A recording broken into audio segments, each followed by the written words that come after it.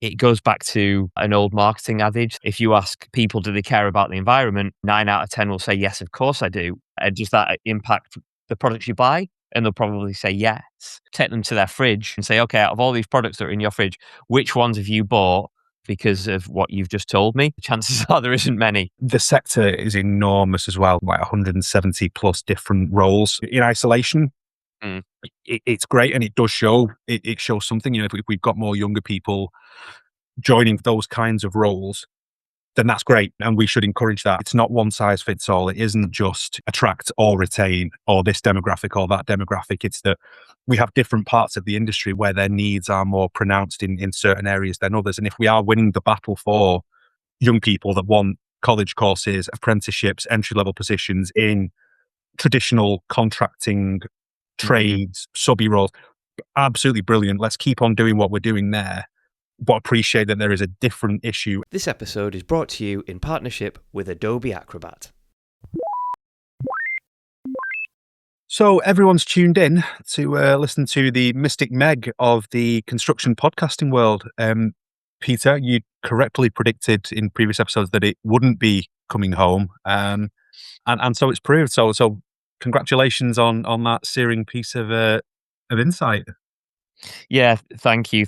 Yeah, a lot of stats and analysis and data and information went into making that decision. But if you're in the Burnham's household, I think the answer to it was yes, it is coming home in a very different guise. Because breaking news for, for anyone that's waking up on Wednesday and listening and hasn't switched on any kind of media or been out of the house recently or spoken to anyone in the past couple of weeks, we've got a new Prime Minister. Yeah, for a change. I did notice in the commentary yesterday, and I will say I thought he did very well with his speech. It did feel different, but yeah, he's going to lay out a 10-year plan, and I'm kind of thinking, you're our 7th Prime Minister in 10 years, so it's mightily ambitious. But I guess we need some mighty ambition, as we've said several times on this podcast. So yeah, I'll do my best not to be cynical. I have as I said before, I have a vested interest in that we went to the same high school, and therefore I'm going to take some reflected glory for him from any successes that he has, but stay far enough back that I can distance myself from any failures.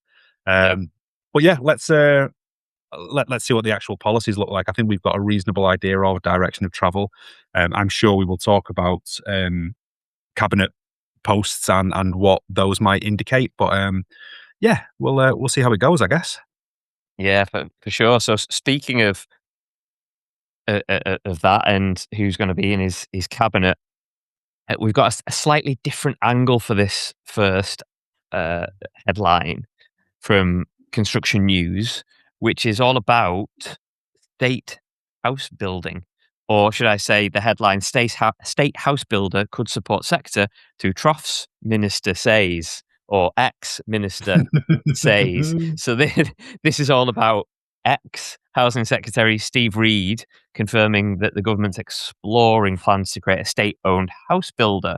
Now, the reason we've kept this story in is because he stated this last week, knowing what was going on and potentially his position not remaining. It could be a really good call by Steve to put this proposal to government now, knowing that it was quite tenuous whether he was going to be there or not. Ryan, what do you think on this one then? Well, let me start off with some healthy dollops of cynicism, because I'm with you for what it's worth. I'll declare my hand in saying that I actually think it's a very smart recommendation. My cynicism comes from, I think, we spoke about this idea of Manchesterism and the 10-year plan laid out for Manchester and Burnham's record. There was obviously going to be a big focus on social house building, council house building that had been very, very well trailed. So I felt that this was a smart piece of politics from Mr. Reid, because I felt that this was his public pitch for, I'd quite like to keep my job, please. But also there's a lot in there that makes sense. We'll get into the guts of the article and sort of what was being, because it's interesting. There's the limited quotes from him, but obviously we've spoken about this, that Labour government, it's not unique to them, but they do tend to pre-brief the press quite an awful lot. There's an awful lot of an insider said and someone close to the minister said.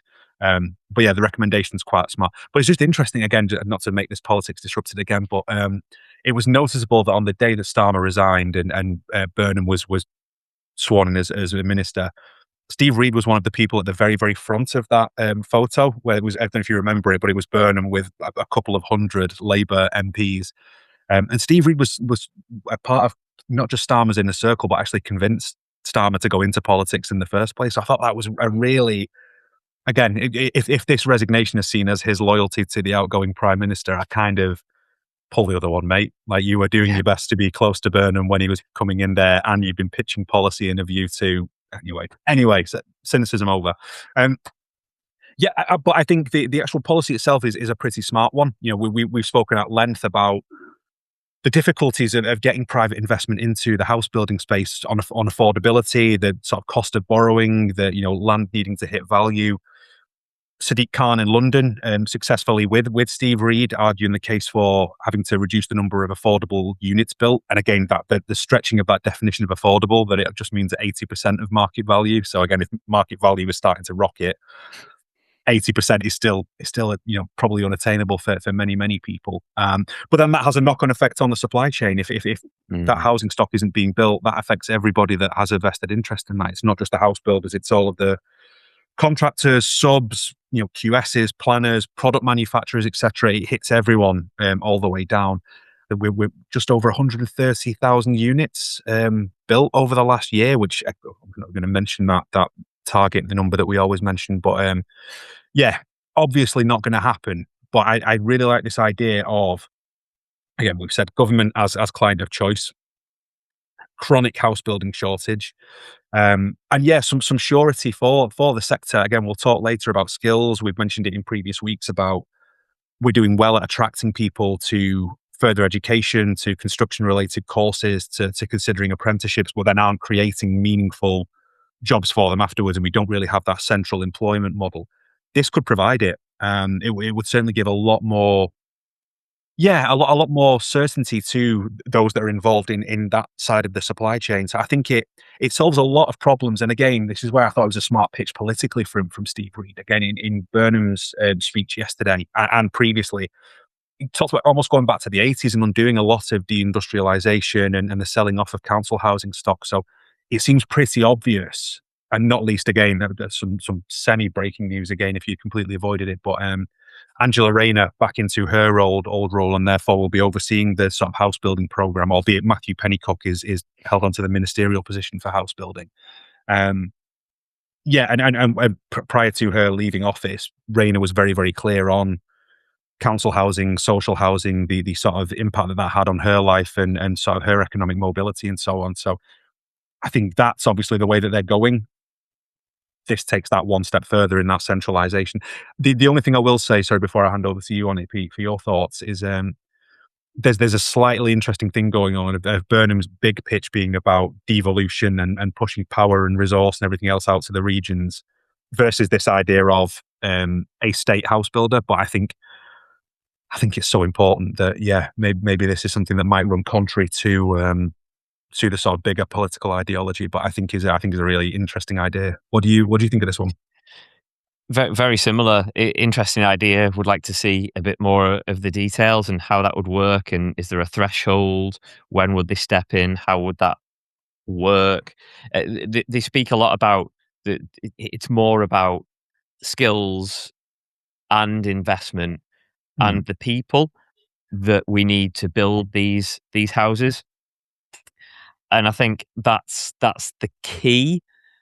You see it as a state house builder, but it's more of a state working collective, if you like, of people that can jump in when we've got no one to jump in.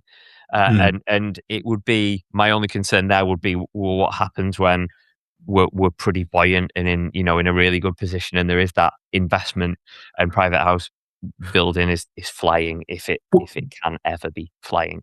Yeah, I take your point. I think maybe what it does, or one of the ways that I could see this working, is that you create something of a two-stream system where there's less pressure on private house builders to have to build in affordable homes within their schemes and so on, and therefore that it might make sites more investable, more viable, etc. They're not having to reduce Mm. unit cost in order to hit that threshold. So that might help, while still having that affordable end of things picked up through that centralized model. Obviously, I look like I'm old enough to have lived through it, but I hadn't. But it feels a bit like the post-war effort, to rebuild after that. And I know a lot of that was prefab, not great houses, but yeah, I'm hesitant to use the word crisis, but it's a yawning and growing gap.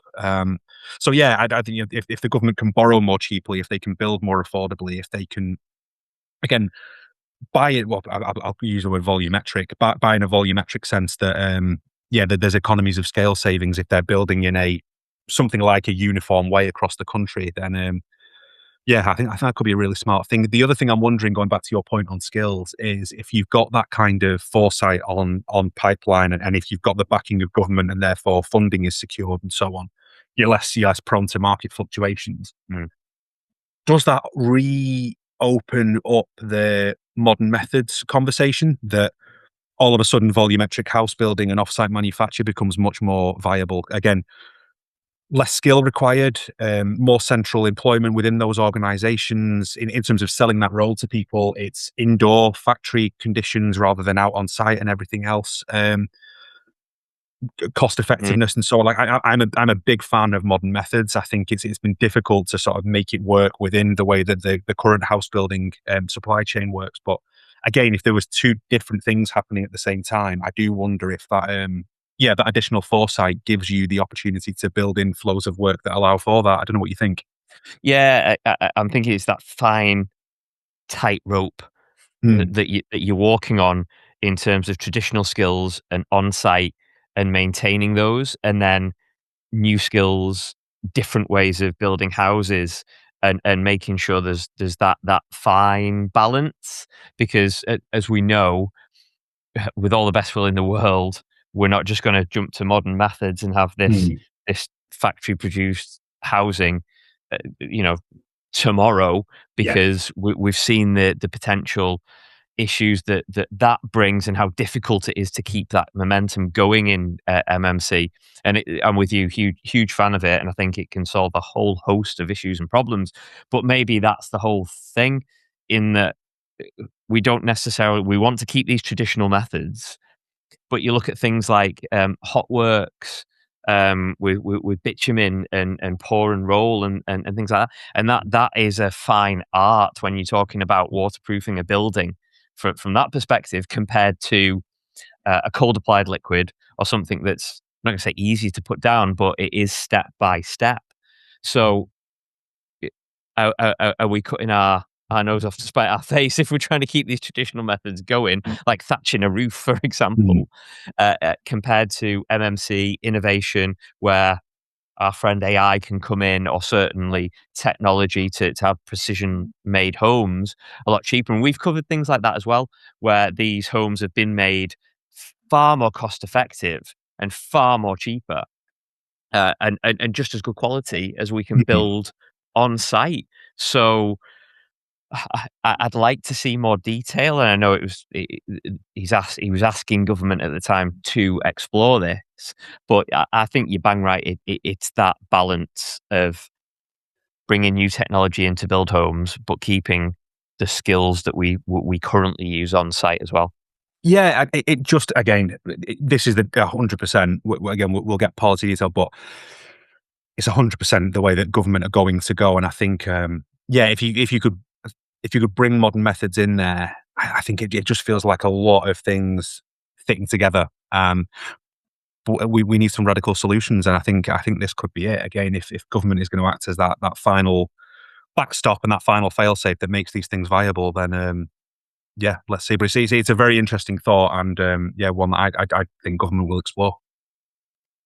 Speaking of government, not that it's government disrupted, but you must have the inside track on most of these things. You went to the same school as our prime minister. You were off on a jolly last week down in in our capital city, weren't you? Oh, finger firmly on pulse. I will say that it was a state school that I went to. I was I was down in Westminster last Wednesday at Portcullis House for it was the launch of a report from the Fabian Society, which is a left-wing think tank looking at skill shortage within construction. They launched their building skills report, which I think is a really, really good. I think the report is great, very, very well written. There's a lot in there, but the policy recommendations I think are very clear, and the arguments made from them are pretty cogent. A lot bias on my side in that they've kind of recommended things that I've been advocating for, particularly around the image of the sector and the need to sort of better own the narrative and promote ourselves in order to appeal to the widest pool of talent possible. That would be where, again, as a marketer, that would be where my sort of area of interest is in all of this. But a lot of the other things that are tied into the first story, I guess, Pete, around surety of supply chain and giving people that confidence to invest. So nothing as bold as state house builder, but well, in fact, I know you've taken a look at this with our partner Adobe to sort of pull the report apart. I don't know if there's any particularly interesting bits that you've got from that. I did indeed use Adobe Acrobat's AI assistant to do the heavy lifting and go through the 51-page report and analyze it. It did a really good job, I have to say. But at the very end of this analysis that AI assistant gave me was the recommendations. So straight away, using AI assistant in Adobe Acrobat, I've understood that the 5-themed strategy that Fabian House are proposing, the recommendations are: we train, we attract, we retain, we reform, and immigration as well. Top 5, boom, you know more than most people do. You start to know and understand the pieces of the 51-page document that you want to go to and dig a little deeper into it. Yeah, no, you got to those super quickly as well. The speed with which it's allowed you to analyze that is mightily impressive. It's worth a read. If you listen to this podcast, obviously you're in the space. I'd say have a proper dig into the report. Use Adobe Acrobat to get stuck in there and get those recommendations a bit faster. Links are in the show notes. On to our second story, and this links really well to building skills, and this is from building.co.uk. And it's entitled "Attracting Talent Isn't the Problem for Construction, It's Keeping It." So here we're talking about, number one, getting young people to look at construction as a career choice. But number two, as this article points out, the bigger issue is actually retaining that talent for a long-term career perspective, which is a really interesting take, and one we've tentatively touched on in previous episodes, but it has always been about what the industry is perceived to be and attracting young talent rather than retaining them once they've developed certain skills. Yeah, I mean, I know things need to be slightly hyperbolic in order to. We've spoken before about man bites dog versus dog bites man. But yeah, the idea that it's the problem, I take some umbrage with. I think it's a problem, certainly. And we always, I feel like a bit of a stuck record, so apologies for anyone that's bored of it. But these binary, it's either attract or retain. I get a bit tired of these things. I have to be honest. So yeah, it's an interesting article. It's an interesting thought. I think there are a lot of things in there that I agree with fundamentally in terms of the way that we should be training people, the way we should be treating people from an HR point of view, how we provide ongoing opportunities so people can see career growth, or if a role's not working out, that they can find something else that is more of interest to them. But I also think that's part of the attraction piece, to be honest, Pete. I still, and this was something that appropriately enough came up at the conversation at Portcullis House last Wednesday, was that you'll have people that argue we don't have a skills gap problem in the first place because we're overwhelmed with young people, we're overwhelmed with apprentice candidates. It's that the sector's not doing enough to recruit and retain and create opportunity and so on. But then you've got other parts of the sector that have got chronic shortages of people, and I think part of that is that lack of we're not promoting the full sector. We're not showing it in all its glory, and therefore people not being able to find those more appropriate routes in. And I think if we were better at that, you get people, you stand a chance at least of people finding a better fit role straight out of the gate, something that they enter into that they are better informed about, that offers the kind of opportunities that they want. These kinds of blanket statements leave me a little bit cold. So I think, in fairness, like I said, I think there's some solid recommendations on HR practices and making the sector a better, more inclusive, more equitable space, which is what we want. But yeah, I don't think it's we've solved the attraction piece, and therefore let's focus on retention. And I would say the other thing with that is that there are certain things that will naturally make retention more difficult anyway. We've got an aging workforce within an aging population, and therefore, even if we keep these people till retirement age, we still have a problem of not being able to refill the bucket as quickly as we need to. So yeah, I'd just be mindful of taking our eye off the ball on appealing to that next generation, and thinking that all we've got to do is look after the ones that we've got. I don't think it's an either or thing. I think we have to do both. We have to do both. And going back to that first story, again, I don't want to use the word crisis, but again, it was mentioned last Wednesday that even if we had a sizable workforce in place now, how competitive is it going to get when all of that talent is being competed for by people building data centers and 1.5 million homes and HS2 extension and Northern Powerhouse Rail and Sizewell and Heathrow and blah, blah, blah. It's, as I say, even if we were deluged with talent at the minute and we had more people than we needed, I still think as soon as there's confidence in market and that private money is there, all that central government money is there, and people say go, as soon as these plans turn into shovels in ground, I don't think it'll be just about retention. I think, I think you need to refill that talent pool. What do you think? Am I off base or? No, absolutely not. You can't do one without the other. It's an ongoing cycle in any industry, in anything, and I just think that it's a double-edged sword, that we need to retain talent, but we need to attract talent, and that cannot be forgotten. Some of the solutions in this article, just to dig a little bit deeper, so structured onboarding, mentorship, and exposure to different roles. I think that's a really positive thing to highlight people, all the other entities and roles within construction. 18-month training program, rotating people through different roles, a clear career path, better industry image, more inclusive environments, the stuff that you almost take for granted, but probably needs addressing. The thing I've got to hang up here is the key stats. I just don't think they're believable. I'm sorry, I just don't. So, the only one, nearly 50% of new entrants leave within 12 months. That's the stat. That's the stat. Over 25% of CS card holders are under 30. If you hold a CS card, you're probably working on larger projects. Well, what about all this one-man bands, the smaller construction firms that aren't in London working on very small projects? Do they have CSCS cards? I'm not 100% sure. And the final one, and this is the one that, and I'll explain why in a minute, but 70%, nearly 70% of young talent would sacrifice salary to work for a company aligned with their values.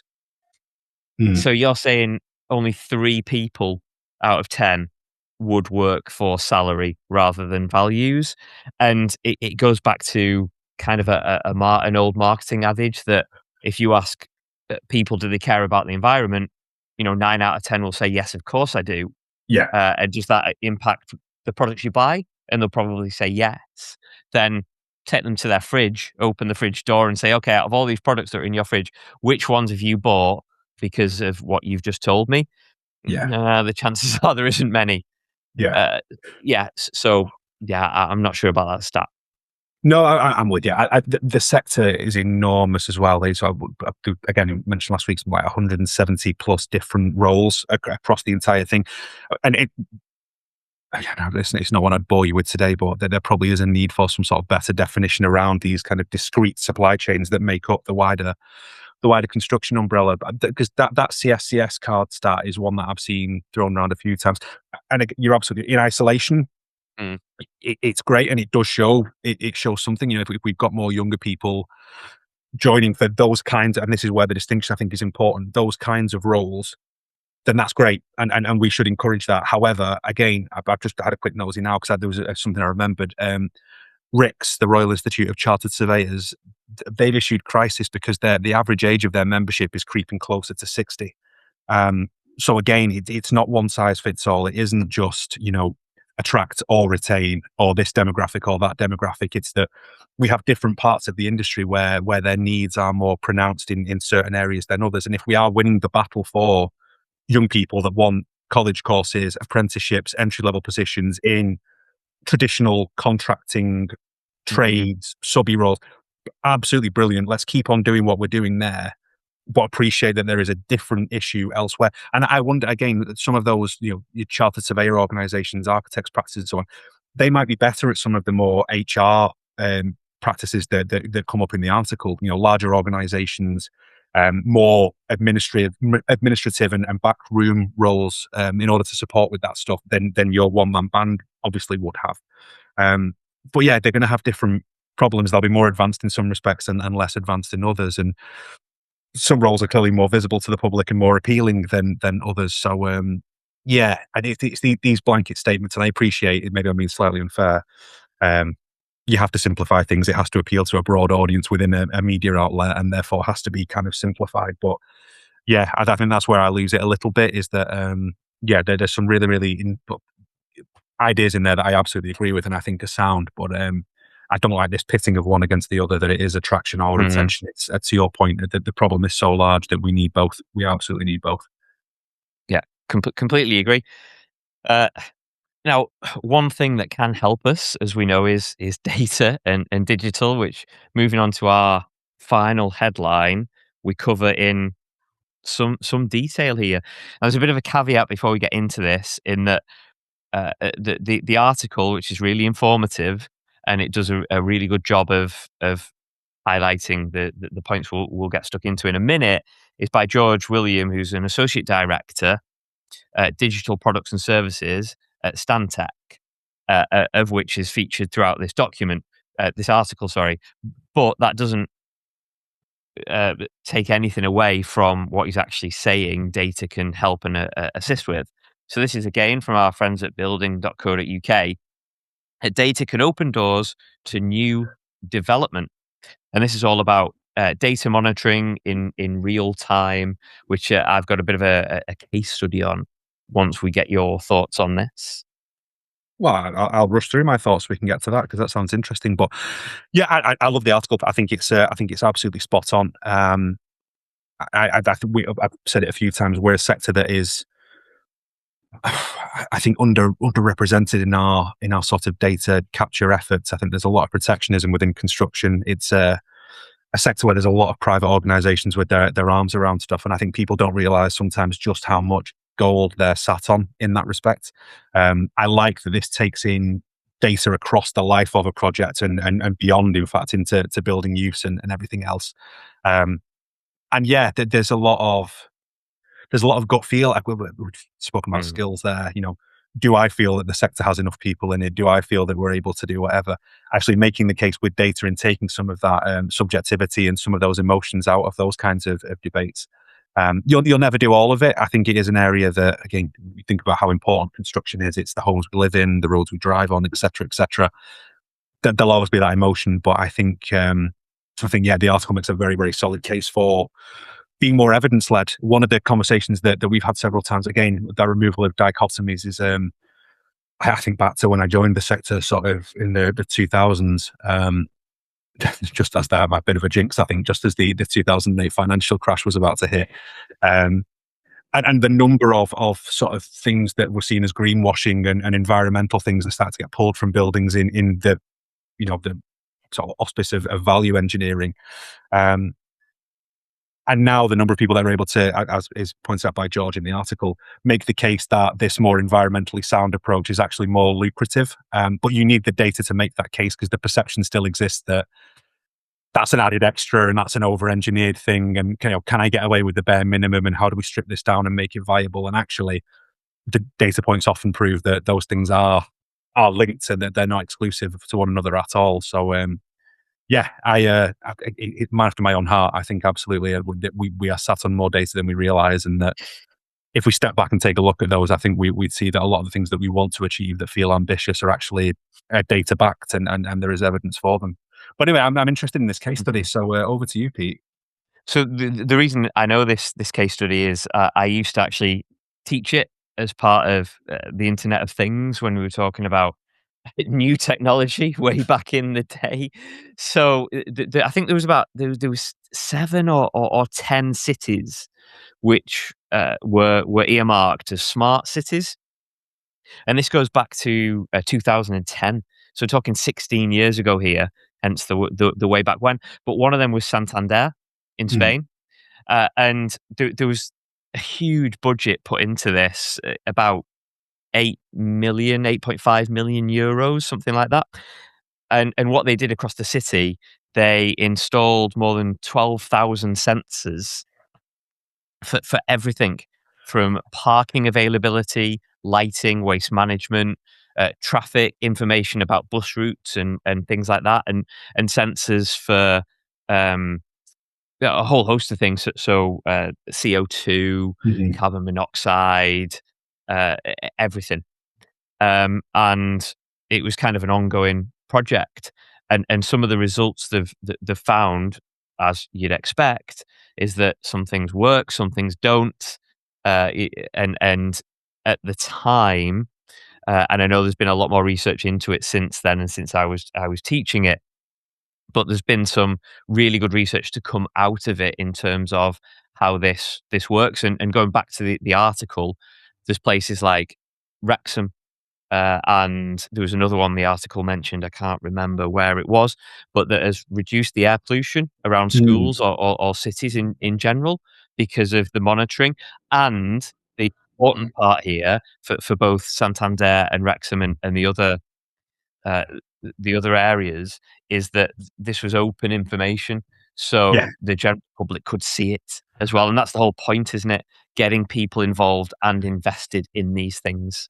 Yeah, so I was just going to add, there was a project in Birmingham they mentioned from an acoustics point of view that again, if we know urban living is on the rise, and that rush back into urban centres, and therefore more people in closer proximity in sort of bigger environments, that yeah, that's an important environmental consideration for residents and for others. But yeah, I've seen similar things, Pete. I think that transparency point is a really, really interesting one. Again, just to dispel some of those myths we've spoken about.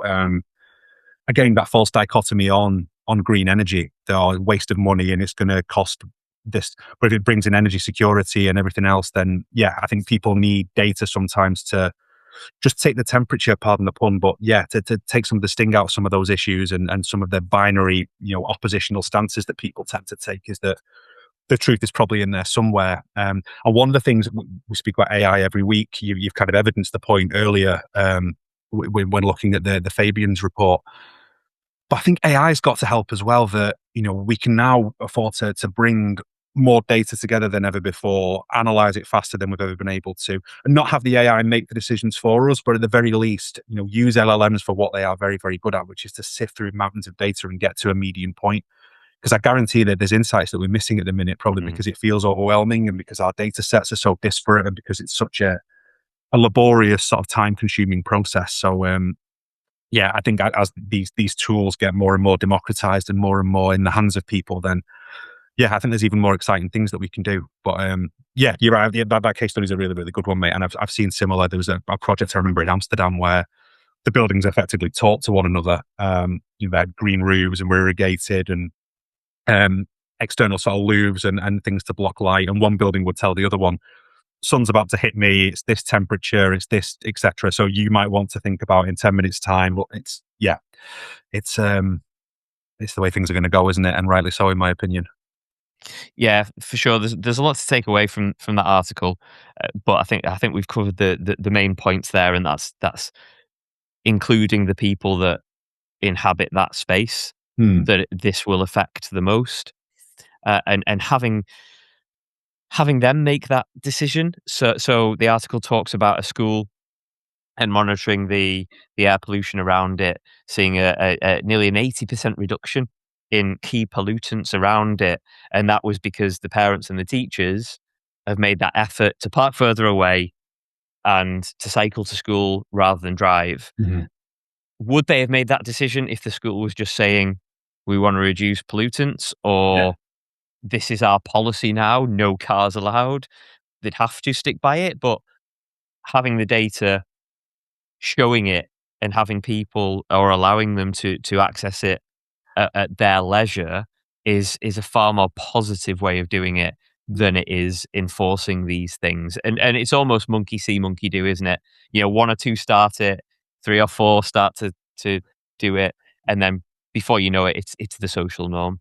Yeah, classic adoption curve, isn't it? You get the early adopters that help it get to that point of critical mass, and then you're on the outer if you're not following it. So yeah, it starts with data. Yeah. So, what's your takeaway for this week? Oh, I think that there's personally, I've got a few for this week. I would say the big one for me is on, again, not letting data. What we do is so emotive and it matters so much, and it has such a profound impact on people's lives that I think trying to find that sweet spot between being led by the data and being informed, but understanding that, to your point, having humans at the center of that and the people that are going to be impacted. I think linking our first and last stories to a certain extent, maybe my response to the second is also a fit with this, but Burnham and team, been very vibe heavy to this point, and it's been about the politics rather than the detail. I think the detail will come, and hopefully they've got smart people around them that do what the third story suggests, is that all of these disparate data points are analysed, point to a way forward to set out a sort of clear course, but that we don't lose sight of the ultimate impact of these things, which is to drive a positive impact on the lives of all of us. I don't think you can have one without the other, and I hope there's not going to be one without the other. Because we've got some pretty scary oppositional sort of environments that we've got to navigate here, and we're all on the same side ultimately. But yeah, sometimes the data, I think, is going to be the leveler in that respect. So yeah, that's mine. I'm going off the report you sent me back end of last week, and what Adobe Acrobat's AI assistant has provided me, and that is quite simply train, attract, retain. It's those three key elements that we need to get right to make sure we have the skills going forward and into the future. And it's pretty clear cut. We focus on those three things, we won't go far wrong. But as you rightly pointed out, I don't think it's a one size fits all thing. There's different skills, different abilities, and different ways of attracting talent right across the industry for massively different roles. Yeah. And that's one thing that we can do together, but it is each sector's, I'd say, responsibility to have that uniqueness and that individual pull as well. Yeah. And one of the things they can do if they're looking to attract people and give them a sense of the broader sector is tell them to subscribe to Construction Disrupted wherever they get their podcasts from. I've got no words. I couldn't have said it better myself. See you next week. Ta-ra.